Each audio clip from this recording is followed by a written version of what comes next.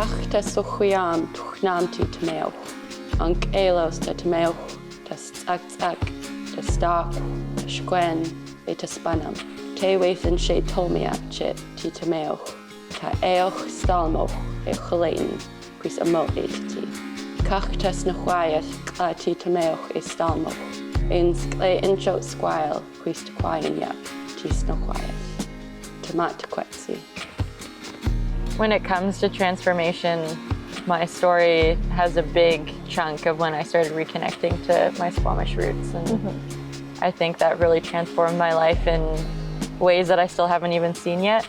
But the fact that I'm a Squamish language teacher and speaker is so mind-blowing to me. And I never would have guessed 10 years ago that this is what I would be doing. But I'm in such a transitional period right now with learning who I am and learning who I come from and where I come from and learning the Squamish nature and the Squamish language, and it feels like a snowball effect. I'm like going in directions that I only really dreamed of ever going and directions I never even knew existed until now. And I think my life is forever transformed because of my roots and who I am and that point of reconnection.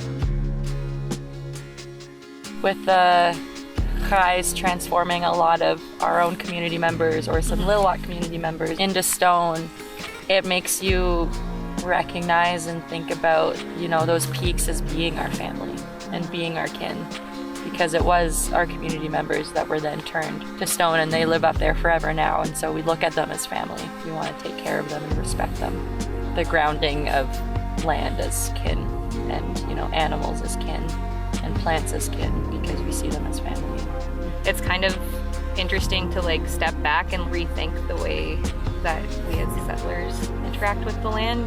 Maybe the best way for moving forward is us just listening and trying to like envision these as like people and like Squamish and Lil'wat people, you know?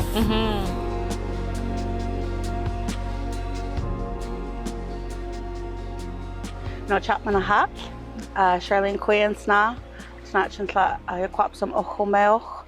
Sďwx all, Snaimach all, Inuchanas all, on one ox, tin squallowing, hot squall to seats, elk to noya, my chick to seats, chinqua mantomia on hot tin squallowing. So my name is Charlene Williams. I come from the Yaquapsum village of the Squamish people, but I was raised in Wewicum here in the Squamish Valley. But I also descend from the Sināimoch people from my father's side and the Nuchanas people from my mother's side. One of my teachers was talking about the aays and about them being transformers, and that's the English word. It's hard to find terms that match, you know, what we mean in our language. And he realized that when he was telling the story that one of the children thought he meant like transformers, he like more than meets the eye. Those no. Not the transformers like the cars that transform. But it's like, you know, we had this discussion about, well, what were the aays then? Like, were they like spirits? Were they like angels? We don't really know. We just know of the power that they carried and their ability to transform themselves and the world around them. Transforming beings into stone, beings into mountains, beings into animals, transforming themselves into canoes. When you get transformed, it doesn't necessarily mean that you've done something wrong. It could be you've been transformed because you've done something amazing and great. It's all about this event that's happened that they want us to remember. So the aays stories are some of, I think, very much some of the core stories that relate to, you know, those really important value systems that our people live by. I had heard many times about Siamsmane, about the Chief Mountain being a longhouse transformed to stone, and it was actually Sṃwx, it was the Skunk's house. And so Skunk lived across the way from the village of Sďwx, and Skunk was always visiting the people, and he was always welcomed into the people's homes and go and visit. You know, they share food and, you know, go sit in and visit. But then one day he came across something and he wanted it. And it was just something small, nothing to think too much about, but it didn't belong to him. And so then he took it, started to become a habit. So pretty soon he starts taking bigger and bigger things, and every time Skunk comes around, the people are noticing that things are going missing, and they're realizing that the skunk is stealing from them, right? He's asked not to come back. Now he's a little bit put out, like, how dare you? Right? Yeah. And so then he starts sneaking around the village and stealing things at night. Oh, no. Then the Sďwx come across, and so they want to make an example of him, that this is not the way that you carry yourself. This isn't the way that you walk in the world, and not to be going around and taking things from others, and you know, the way you carry yourself when you're a guest in somebody's home. They transformed Skunk's longhouse into Sďwx. One of the most important things that's never really said, but that you can feel in all of these stories, all of these things are our relatives. You know, all of the animal beings, they're our relatives. All of the mountains that surround us, they are our relatives. The plants, they are our relatives. And so when you see somebody as your relative, you treat that person with a respect and a kindness. Than if it's an inanimate object. We have things to learn from them, and that they've taken care of us. And so we have a responsibility to take care of them. I have faith in the young people. You know, I feel like this new generation coming up is, they're going back to some of those values that our people live by, and I have faith and I have hope. We've had hardships, but we've always come through. You know, we're coming from a time of great decimation of our lands and our waters. And at that same time, our culture was being decimated, you know, with the colonial laws and the residential schools and the past systems, the Indian Act, right? And as the land is coming back to health, so is our culture. Because our land, our language, and our culture are intricately combined. Our culture, our way of being, our language, it comes from the land. Just as the land is resilient, we are resilient. It's a time of hope for me.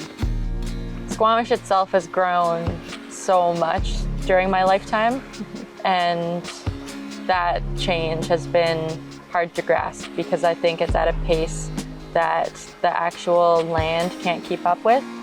When I think of all the development and all the extractive projects going on, it's because we're just trying to keep up with all the people moving here, which is really fair. I feel like if I didn't, you know, grow up here, I'd want to live here too. That kind of snowballs into resource use and housing, and it's really disheartening to see our own people being pushed off our territory because we can't afford it. I hope in my lifetime we can come back to welcoming all of our people back to their territory and to their traditional lands and waters.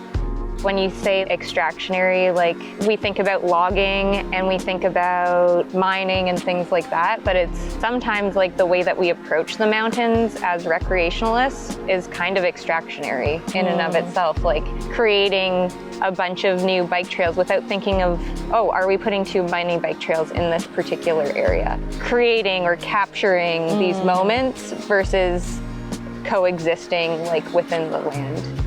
And we don't have to look at things the same way, but at least having respect and knowledge of how other people are looking at these lands and making sure we're respectful of that moving forward as an outdoor recreation community and a ski community. Even though it's not my family, it's like having that newfound respect and being like, that's someone's grandparents, and like, how would you treat another person? Thinking about the sports that's happening out on our lands, it feels new, but it's not necessarily new. You know, our people were always a very out on the land athletic people, like to push ourselves. And so our people were known to be mountain climbers. And actually training in the mountains was part of training to be a warrior. It's not a bad thing to have people out on the land. It's a good thing because being out in nature is an important part of taking care of yourself. But we have to make sure that just as nature's taking care of ourselves, we need to take care of her. I founded an organization called Indigenous Women Outdoors. It's providing opportunities and accessibility to getting outside and connecting with the land and connecting with other Indigenous folks to be able to connect better with yourself. What we found is that just getting outside with other Indigenous folks, whether they're from the same community as you or not, it feels transformational. Being out on the land and on the waters is the best place to explore who you are and who you want to be. I see people traveling internationally to come here and to rock climb and to mountain bike and to be on our land, and our own people don't get the opportunity to. It feels really disheartening. I think there's a big transformation and big shift in that way. I feel really grateful to be in the middle of it and to be part of it. It's really hard work, but I'm part of a generation that's really bringing the healing back to our communities and taking on that responsibility.